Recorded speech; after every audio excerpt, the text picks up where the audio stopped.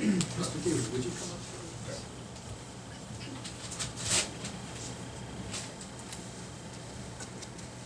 Thank you for all being here. This is an important time and season for the state of Oregon. As we are approaching this election day, it's vitally important that the citizens have a clear understanding of what the facts are involving their governor and what is happening across the state with voters. I'd like to begin with an introduction to Mr. Diru. You know that in this election cycle, there were only 2 Democrats that stepped forward to offer themselves to be the governor. One is John Kitzhayesber, and the other is Mr. Diru, the Democrat who ran in the primary election. So I'd like to turn the podium over to him for a moment. Thank you. I'm Ifeanyichukwu C Diru. I failed to contest against the governor. Naturally, as a Democrat, I should be with the governor. However, with the way things turned out, Oregon needs to take a stand. Oregon ranks among the top 10 in unemployment. Oregon ranks among the top 10 with people who are drug addicts. 1 in 4 children in Oregon lives in poverty. Over $500 million unaccounted for. This has to end. We are here not because we are Democrats or Republicans. Amen. We are here to tell the governor that his time is up. Yes. Last week I voted, and I voted for Richardson. And I'm calling on all Democrats to take a stand. If you've been doing something for 12 years and you haven't gotten it right, you need no more time to continue. Thank you very much.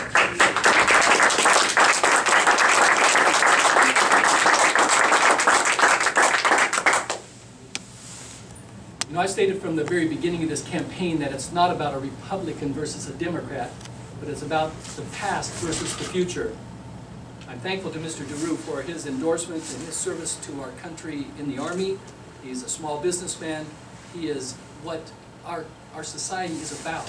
Those that have come here from a foreign land and had nothing and have built a business and built a life because they understand the importance of freedom and liberty and opportunity. That's part of the pioneer spirit that made us so great.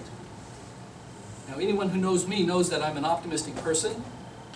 I believe in Oregon. I believe in the pioneer spirit that has given us so much opportunity in this state to accomplish great things. I was hoping that this election would be about issues that are vitally important to the citizens. The fact that we have high unemployment, and it's been above the national average for 18 consecutive years, that we're exporting our kids to other states so that we could get, so that they can get a decent job, instead of exporting products and services to other states and other countries to create greater demand for Oregon products and services, and greater demand requires more jobs, and that provides jobs for our workers. I thought that the issues would be around education, and the fact that Governor Kitzhayesber was running as an education governor, and yet he brought in Rudy Crew, and after less than a year, he left under a cloud of scandal, and then the governor turns to Common Core to solve all of our needs, and Common Core is not the answer for Oregon education. It completely circumvents the input from parents, teachers, and local school districts, and we have Washington bureaucrats determining what is going to happen in education in Oregon. That's wrong. I also, thought that we would be working and focusing on what we can do to improve education, improve our economy.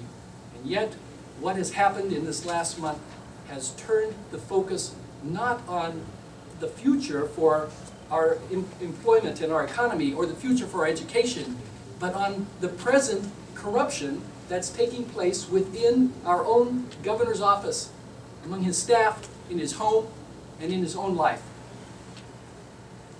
Today, I'm unveiling the final leg of my plan to restore trust in state government to ensure that these types of scandals don't continue to plague our state. I'm also calling on Governor Kitzhaber to order his departments to immediately make available the public records which his staff are withholding, and to make himself available for questioning from the news media to determine the extent of his and his staff's involvement in this cover-up. His office is not only refusing to answer direct questions about the scandal, but they prevented the state police department from providing to the public records that normally would be available. If the governor cannot be trusted to govern himself, then an independent authority needs to step in immediately to determine exactly what has gone on and what wrongdoing has occurred in his office. If he's innocent and there's no wrongdoing, Governor Kitzhaber should have no problem answering very simple questions. But if these answers to these questions implicate Governor Kitzhaber or members of his staff in a crime, then Governor Kitzhaber should confess and face the consequences. I doubt if there's any governor in the country that in the last 2 weeks before an election haven't been holding press conferences and haven't made themselves available to answer questions for the people. The governor has a right in Oregon and across the country to exercise his Fifth Amendment rights against self-incrimination. But the people have a right to know that if that's occurring, that they should understand what is the nature of this person and his feelings and his actions before they cast their votes.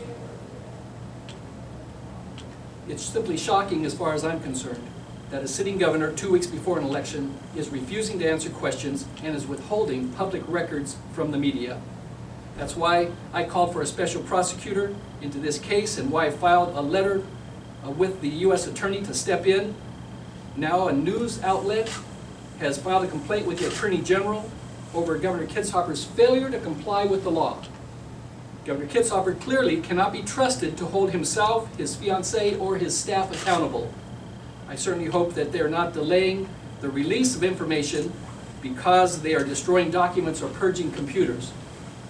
But every day that passes and the records request goes unfulfilled, and every simple question about a response to a possible crime goes unanswered, the press, the public, we all become more suspicious about what exactly is the true nature of this scandal and what yet remains hidden from the public.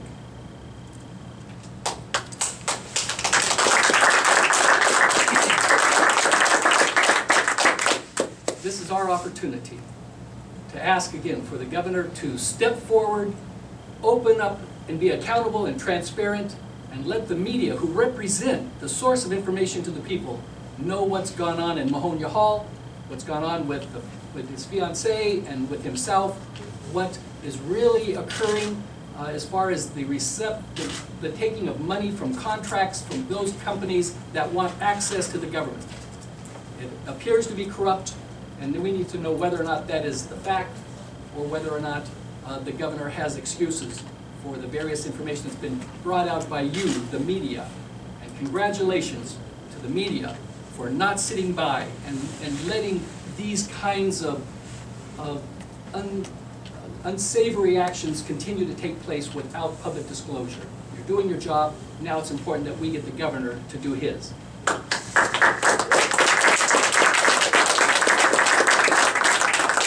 with that statement, I'm open for any questions you might have.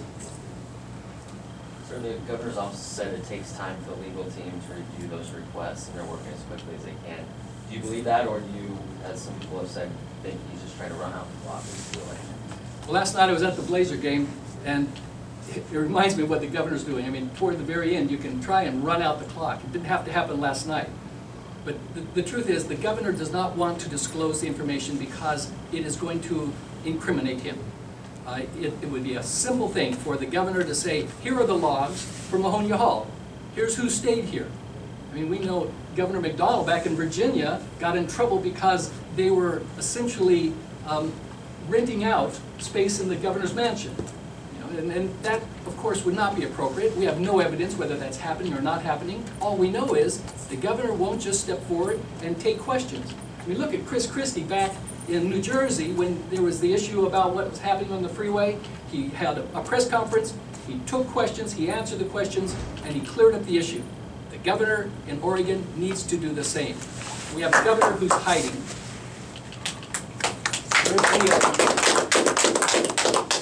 Other questions?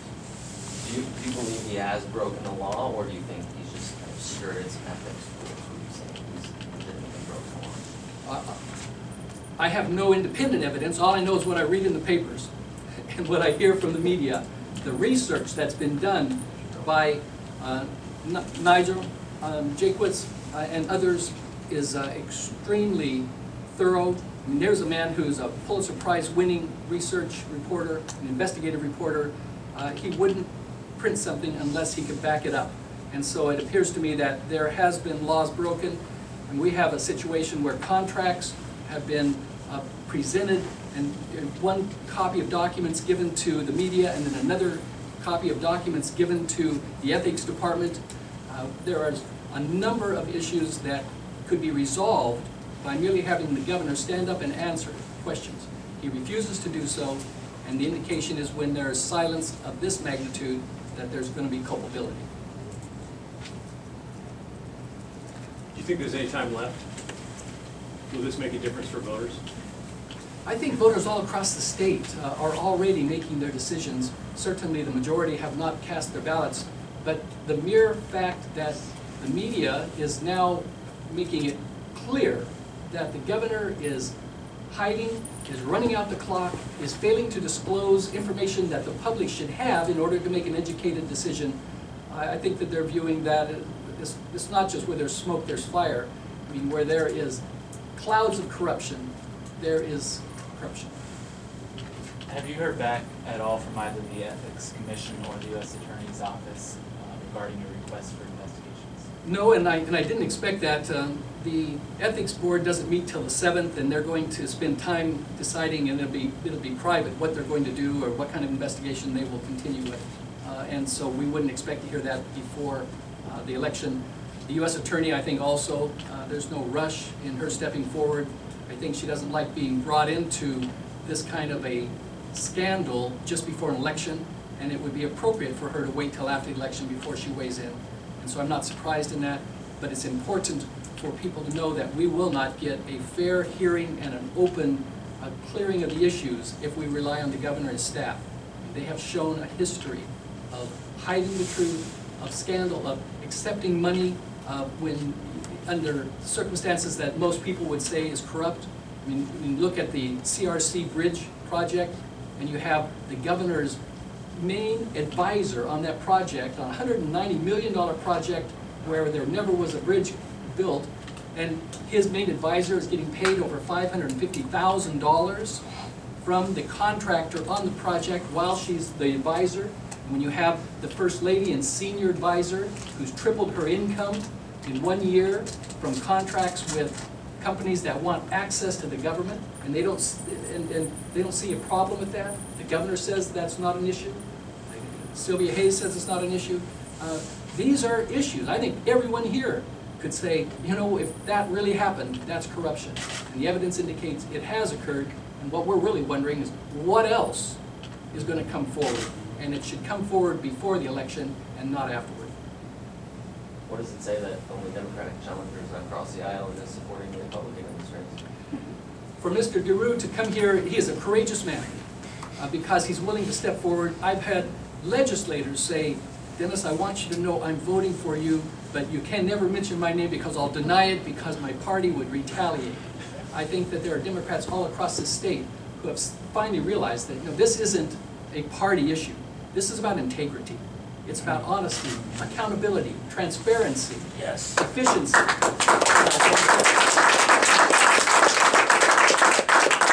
So I'm grateful that Mr. Diru came forward, that he's told us how he's voting. I want you to know I'm going to vote the same way he did. Can we have Mr. Diru say his name into the mic so we have a shot at getting it right later today?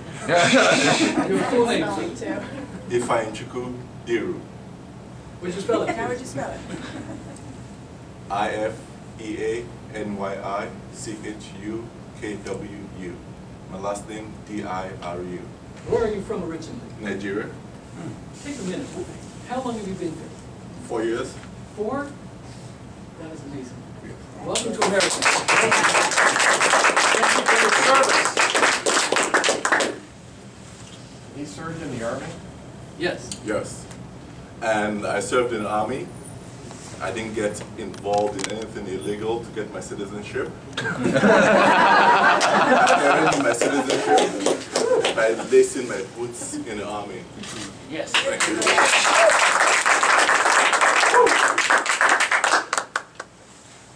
Any other questions before we terminate this meeting? Thank you all for being here, and thanks for doing your part to disclose what's really happening in our state. We need a free and open media, and that means you have to have free and open access to public records and to public officials. And as governor, I want you to know I will be open and accessible in a way that you've not seen since Vicatia. Thanks.